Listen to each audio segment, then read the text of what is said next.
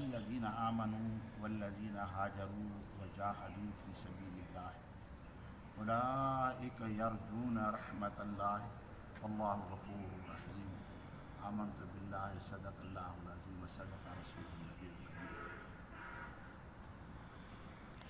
अल्लाह ताला जी ज़ात बाबरकात जो इरशाद आहे, बेशक जिन शख़्सनि ईमान आंदो ऐं जिन शख़्सनि हिजरत कयाऊं ऐं अल्लाह जी वाट में जिहाद कयो ऐं उहे अल्लाह ताला जी रहमत में उमेद रखनि था कि अल्लाह ताला बख़्शणहार ऐं रहम कंदड़ आहे।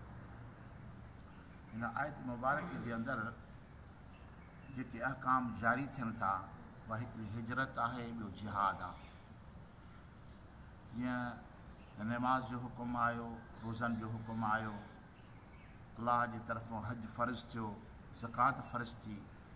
हिन आयत मुबारक जे अंदरि अल्लाह ताला जी ज़ात बाबरकात ॿिनि शयुनि खे फ़र्ज़ु फ़रमायो ईमान वारनि जे मथां, हिकु हिजरत करणु ऐं ॿियो जिहाद करणु। इहे ॿ फ़र्ज़ु तॾहिं थिया जॾहिं अल्लाह जो महबूब मके पाक मां हिजरत फ़रमाए करे मदीने पाक में आयो त अल्लाह ताला तमामु ई मोमिननि जे मथां इहो फ़र्ज़ु फ़रमायो त हाणे जाॾे अल्लाह जो रसूल वियो आहे अलैहिस्सलातु वस्सलाम, हाणे तव्हां सभिनी खे हलिणो आहे। सभई पंहिंजूं मिल्कियतूं, माल मॼूं, मिट माइट, अज़ीज़ क़रीब फिटी करे ऐं महबूब करीम सलासम जी तरफ़ हली विया। ऐं उते पहुचण खां पोइ अल्लाह ताला फ़रमाए त वजाहदू फ़ी सबीलिल्लाह, पोइ अल्लाह ताला वरी जिहाद खे फ़र्ज़ु फ़रमायो। जिहाद फ़र्ज़ु तॾहिं थियो जॾहिं मुस्लमाननि जी रियासत क़ाइमु थी। इनफ़रादी तरह सां मके पाक में रहंदा हुआ, जिहाद ख़ुदा फ़र्ज़ु न कयो। 13 साल अल्लाह जो महबूब मके पाक में रहियो, नबूअत जा 13 साल, पर ख़ुदा ताला उनजे मथां जिहाद फ़र्ज़ु इन करे न फ़रमायो जो रियासत क़ाइमु न हुई। जॾहिं मदीने पाक जे अंदरि अल्लाह जो महबूब तशरीफ़ फ़रमा थियो त इस्लाम जी रियासत क़ाइमु थी वई। उन जॻह ते मुसलमाननि जो वजूद जेके पूरी दुनिया तस्लीम करणु लॻी, वाक़ई ही आहिनि ऐं हक़ ते आहिनि। पोइ अल्लाह ताला उनजे मथां जिहाद फ़र्ज़ु फ़रमायो। जिहाद मां मुराद मथे बि अव्हां जी ख़िदमत में मां अर्ज़ु कयो त जंहिंमें अल्लाह ताला जी ज़ात बाबरकात के अहिड़े अमल जो हुकुम फ़रमाए थो पियो जंहिंमें तहफ़ुज़ आहे, जंहिंमें बचाव ऐं पका आहे। उनखां पोइ अल्लाह ताला जी ज़ात बाबरकात ॿिनि अमलनि खां पोइ छा थो फ़रमाए त उलाइका यरजून रहमतल्लाह, इहे उहे आहिनि जेके अल्लाह जी रहमत में उमेद रखनि था। इन मां मुराद छा आहे त अमल ज़रूरी आहे, अॻ में अमल कयाऊं, कहिड़ो? हाजरू वजाहदू, इहे अमल कयाऊं। अमल करण खां पोइ अल्लाह जी रहमत में उमेद रखनि। जेको शख़्स अमल ई नथो करे, नमाज़ ई नथो पढ़े, रमज़ान जा रोज़ा ई नथो रखे ऐं पोइ इहो थो चए मूंखे अल्लाह जी रहमत में उमेद आहे, त इहो त सही न आहे, ग़लति आहे।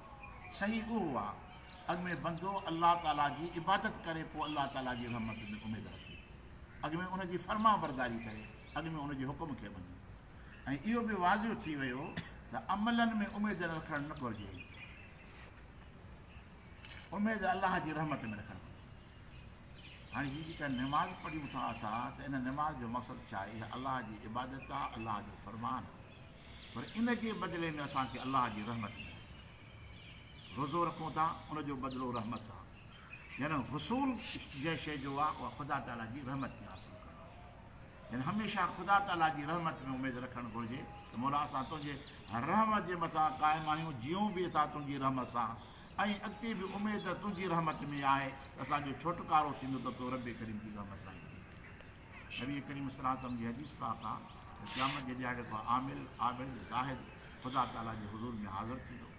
अल्लाह ताला उनखे हुकुम फ़रमाईंदो उनजे हक़ में त हिन मुंहिंजे माने खे मुंहिंजी रहमत सां जन्नत अता फ़रमायो, मुंहिंजी रहमत सां हिनखे जन्नत अता फ़रमायो।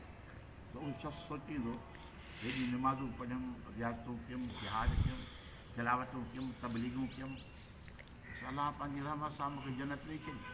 मुंहिंजा अमल काॾे विया, मुंहिंजी निमाज़ूं काॾे विया, मुंहिंजा रोज़ा हज ज़कातूं काॾे विया, मुंहिंजा फितरा सदका काॾे विया? इहो गौर फिक्र कयो। जॾहिं जन्नत जे दरवाज़े ते वेंदो त मलाइक हुनखे रोकींदा, अलाह जो हुकुम थींदो हुनखे जहनम ॾे वठी हलोसि।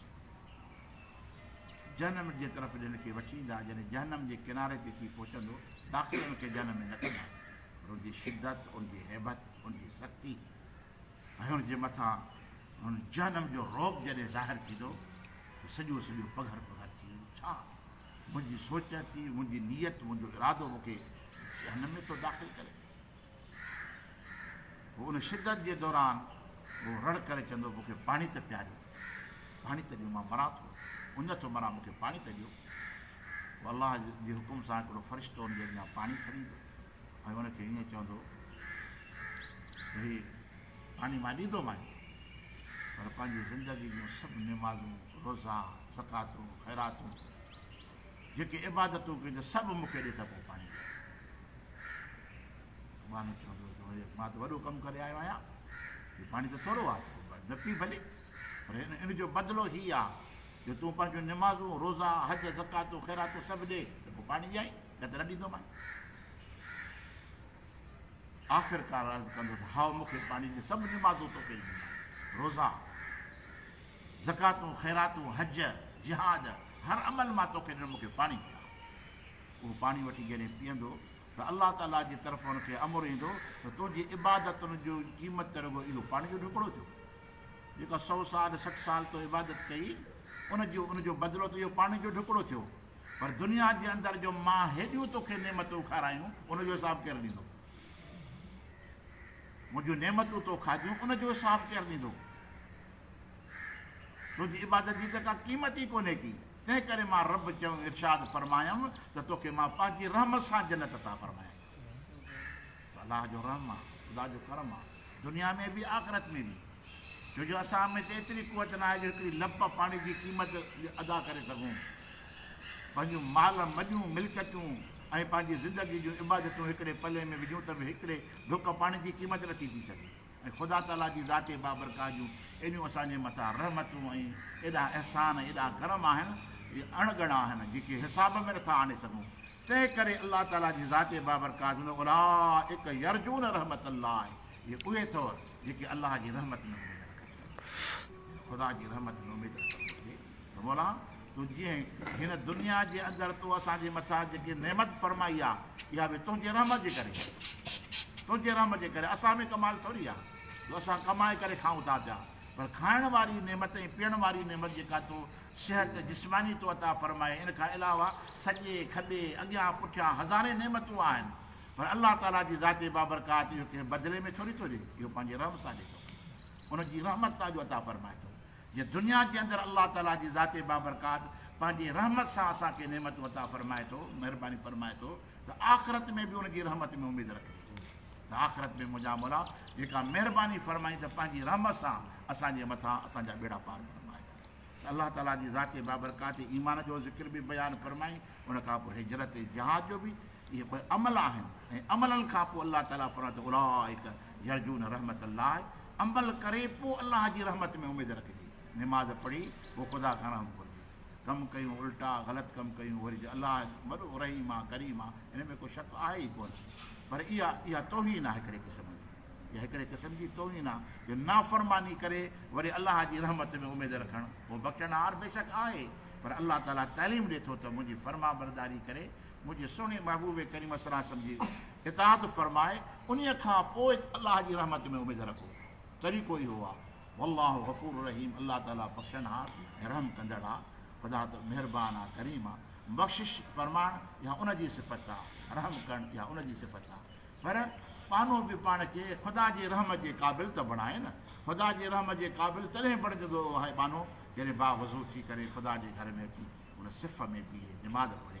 हाणे इहो रहम जे क़ाबिल थी वियो आहे, हाणे इहो रहमत जो हक़दार आहे जो ख़ुदा जे अॻियां अची झुकियो आहे ऐं उनखे ॿाॾाए थो, उनजी तस्बीह पढ़े थो, उनजो ज़िक्र करे थो। हाणे इहो रहम जो हक़दार आहे।